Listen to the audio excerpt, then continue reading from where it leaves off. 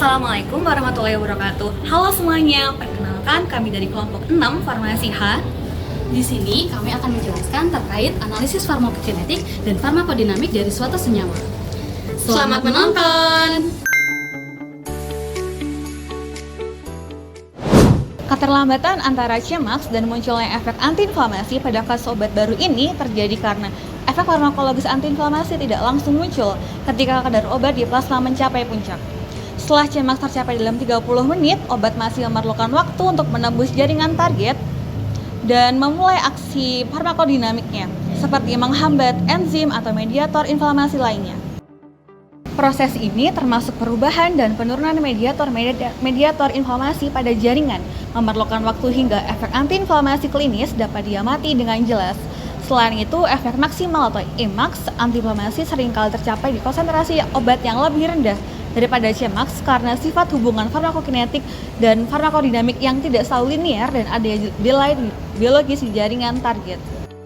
Oleh sebab itu, setelah kadar obat di plasma menurun dari Cmax, efek antiinflamasi justru mulai terlihat karena proses biologis dalam jaringan sudah berlangsung optimal.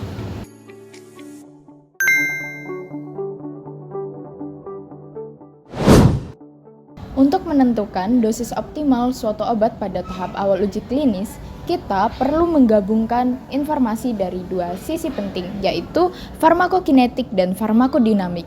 Langkah awalnya yaitu analisis data farmakokinetik dan farmakodinamik. Pertama, dari studi farmakokinetik kita memperoleh parameter seperti Cmax, Tmax, AUC, clearance, serta volume distribusi.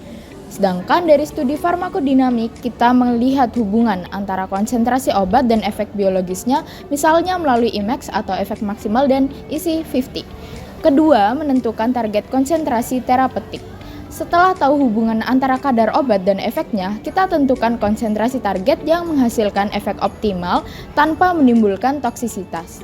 Biasanya nilai ini mendekati EC50 atau EC90, tergantung pada potensi obatnya. Dan berikutnya yang ketiga adalah menghitung dosis teoritis. Dengan mengetahui clearance dan CSS, maka dosis harian bisa dihitung dengan rumus dasar. Yang keempat, integrasi keamanan. Sebelum dosis ini digunakan di manusia, dilakukan penyesuaian keamanan seperti Noel dan Mabel. Dan yang kelima, validasi melalui simulasi dan uji klinik. Model tersebut kemudian disimulasikan secara populasi seperti POPK atau PKPD modeling untuk memperkirakan variasi antar individu dan memprediksi kemungkinan pasien mencapai kadar terapeutik. Hasil simulasi inilah yang digunakan untuk menentukan regimen, dosis awal, dan eskalasi dosis pada uji klinik fase 1 dan 2.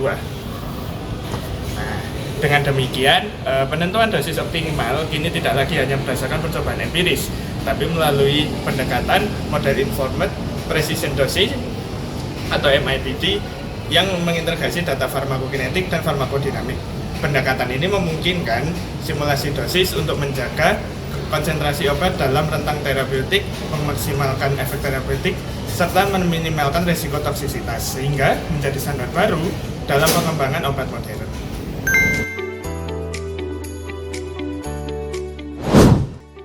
Hubungan antara farmakokinetik dan farmakodinamik sangat penting dalam menentukan dosis obat yang aman dan efektif.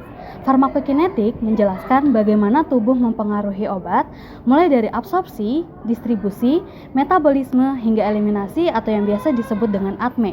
Sedangkan farmakodinamik menjelaskan bagaimana obat mempengaruhi tubuh, termasuk efek terapi dan toksiknya. Dengan menggabungkan data farmakokinetik dan farmakodinamiknya, peneliti dapat mengetahui konsentrasi obat dalam darah yang memberikan efek maksimal atau Emax tanpa menimbulkan efek samping berlebih. Misalnya, dari grafik farmakokinetik dan farmakodinamiknya dapat ditentukan rentang terapi dan dosis optimal yang menjaga kadar obat tetap efektif dalam waktu yang lama. Menurut EMA atau European Medicines Agency tahun 2023 dan FDA Guidance on Pharmacokinetic and Pharmacodynamic Modeling, pendekatan ini menjadi dasar untuk merancang regimen dosis yang rasional sehingga setiap pasien mendapatkan manfaat maksimal dengan resiko yang minimal. Nah, itu tadi penjelasan mengenai analisis farmakokinetik dan farmakodinamik. Semoga apa yang kami sampaikan dapat diterima dengan baik dan bermanfaat bagi teman-teman.